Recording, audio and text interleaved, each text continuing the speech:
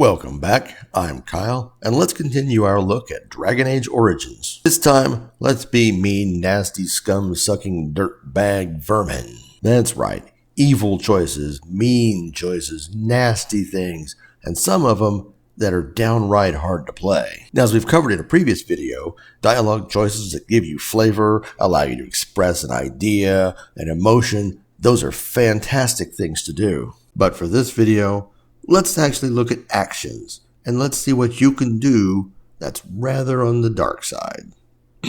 Wrong game. Let's get this started with our city elf. He's stepping out of his house. It's his arranged marriage day, and he sees three guys standing over by a gate. They are way too drunk to know what's going on. Well, how do you think we ought to handle this? Good afternoon, my friend. What's a good word?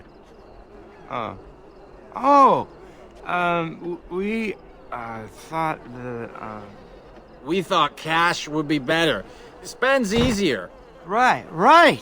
Yeah, we gathered up, 30 bits. That's a pretty good wedding present for anyone. That it is.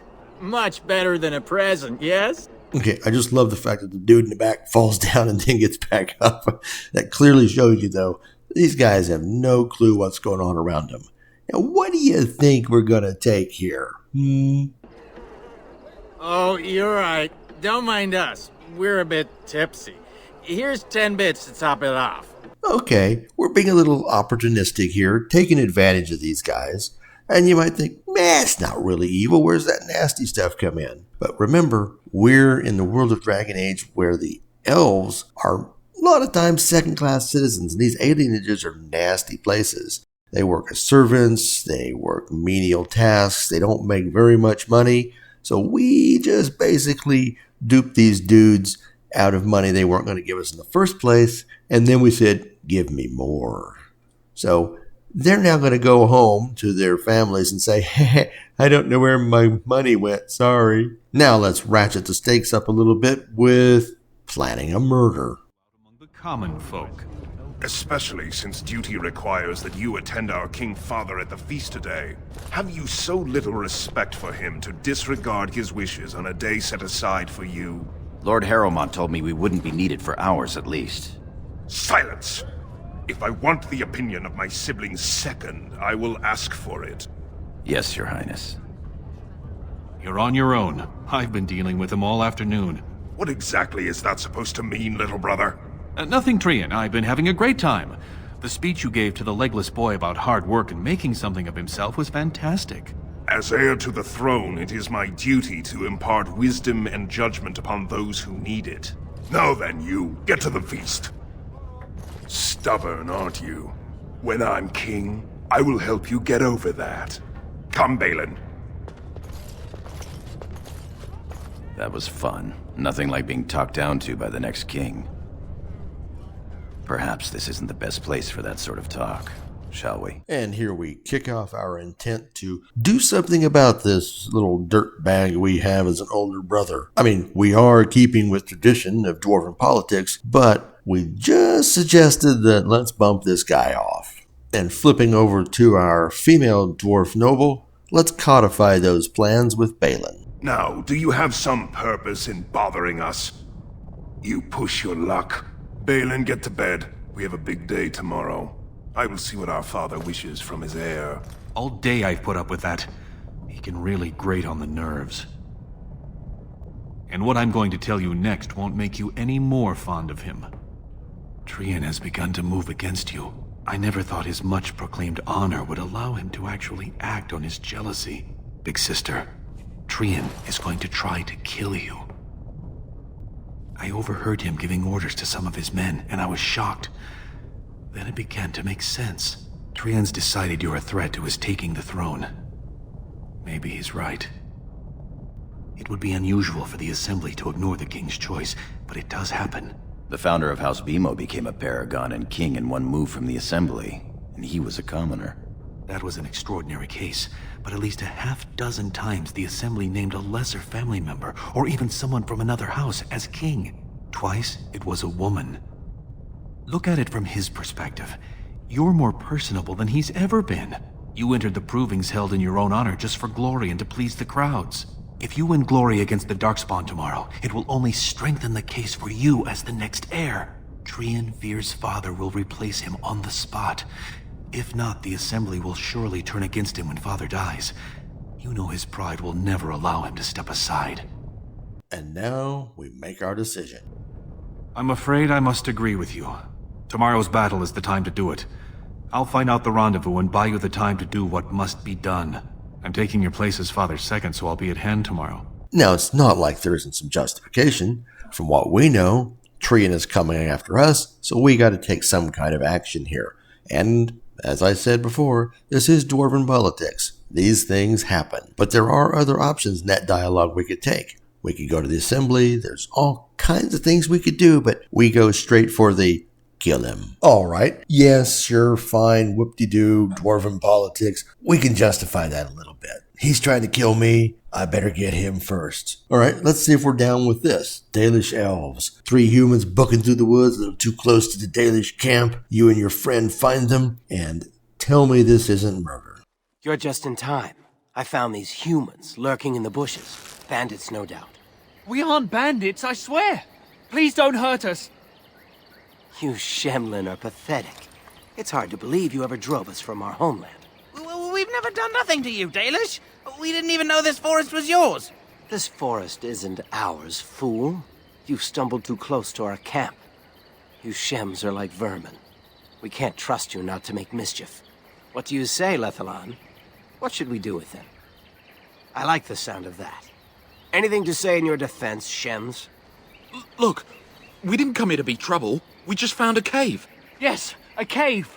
With ruins like I've never seen. We thought there might be, Treasure? So you're more akin to thieves than actual bandits. But I have proof. Here, we found this just inside the entrance. This stone has carvings. Is this Elvish? Written Elvish? There's more in the ruins. We didn't get very far in, though. A trap. Oh, we didn't even know you elves were here. We were just trying to find the treasure. And this is all you found? Why didn't you look for more? There was a demon. It was huge with black eyes. Thank the Maker we were able to outrun it. A demon. Where is this cave? Just off the west, I think. There's a cave in the rock face and a huge hole just inside. Well, do you trust them? Shall we let them go? Yes. One could expect no less from a Shem. This will not take long.